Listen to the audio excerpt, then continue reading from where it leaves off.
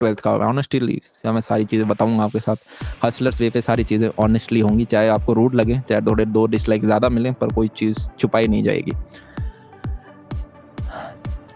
तो मैंने स्टार्ट कर दिया। वो एक दिन था जो कि बहुत इंपॉर्टेंट, अगर उस दिन को हटा दोगे तो हो सकता है मेरा पूरा जर्नी बदल जाएगा। चीज़ समझ में आ रही है? तो मैंने क्या किया, अरे वाह, घर वाले बाहर गए, घर वालों से शर्म आती थी। बेड के ऊपर एक अटैची रखी, अटैची के ऊपर एक छोटा सा कैमरा था जो कि घर वालों ने पता नहीं क्यों खरीद लिया था। बाद में एक ही वीडियो शूट हुआ है, उससे कभी दोबारा यूज़ भी नहीं हुआ, वो दे दिया किसी को हमने, मौसी वौसी को।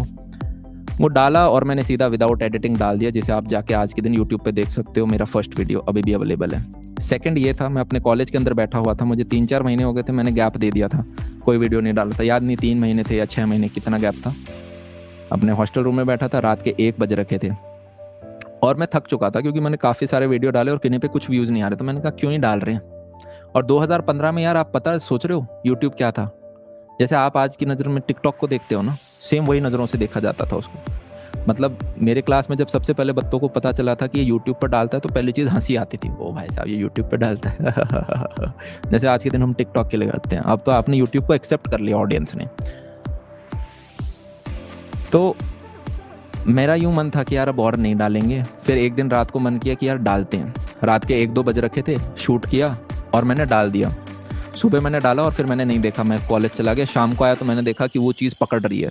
उस पर शाम तक 2000 व्यूज़ आ गए थे, जो कि मेरे लिए बहुत बड़ी बात थी कि यार ओ भाई साहब 2000 व्यूज़ एक दिन में, मारा मज़ा आ गया। ये तो आज तो पूरी दुनिया ही मुझे देख रही है। राइट।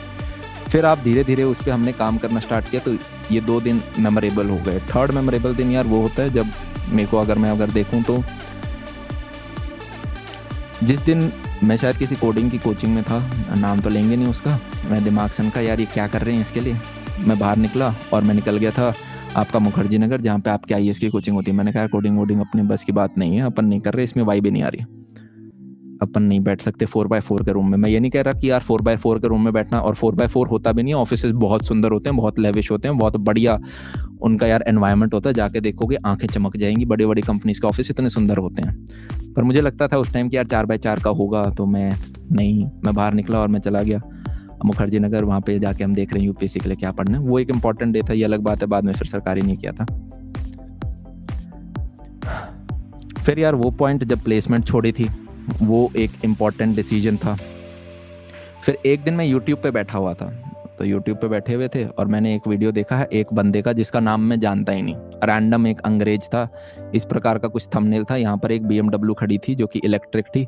ये व्यक्ति यहाँ पे खड़ा था और थंबनेल था how to become a millionaire at 26। और मैंने कहा भाई साहब, मुझे सबसे पहले जो चीज़ मैंने सर्च करी वो ये थी कि मिलियनेयर होता कितना है। तो गूगल पे जाके पता चला मिलियनेयर का मतलब होता है 7 करोड़ रुपए। मैंने कहा भाई साहब 7 करोड़, हम जहाँ पे हैं ये तो पॉसिबल ही नहीं है। 7 करोड़ तो कितना ही पैकेज ले लो, नॉट पॉसिबल।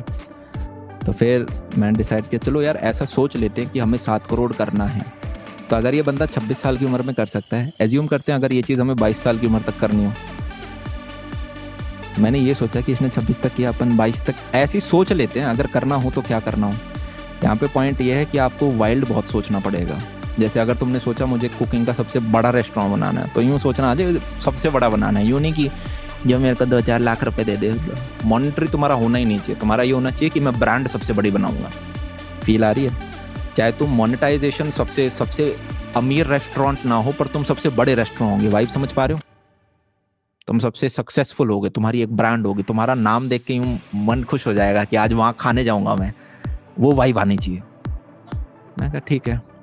तो मैंने एक वाइट बोर्ड के आगे खड़ा हो गया, इसलिए मैंने आपका भी पेपर यार कहा कि पन्ने पे लिखना बहुत ज़रूरी है। वाइट बोर्ड के ऊपर मैं गया और मैंने कहा कि ओके अपन 7 CR अमाउंट कैसे कर सकते हैं। और मैं बहुत फालतू चीज़ें लिख रहा, मैं बुक लिख दूंगा, मैं XYZ कोर्स बना दूंगा, उस कोर्स को हम यूट्यूब पे डालेंगे तो एडसेंस से इतना पैसा आएगा, ठीक है। फिर मैंने कहा अच्छा मैं एक ऑफलाइन इंस्टीट्यूट में पढ़ाना स्टार्ट कर दूंगा, वहाँ से इतना पैसा मिलेगा, ये चीज़ करेंगे वो चीज़ करेंगे।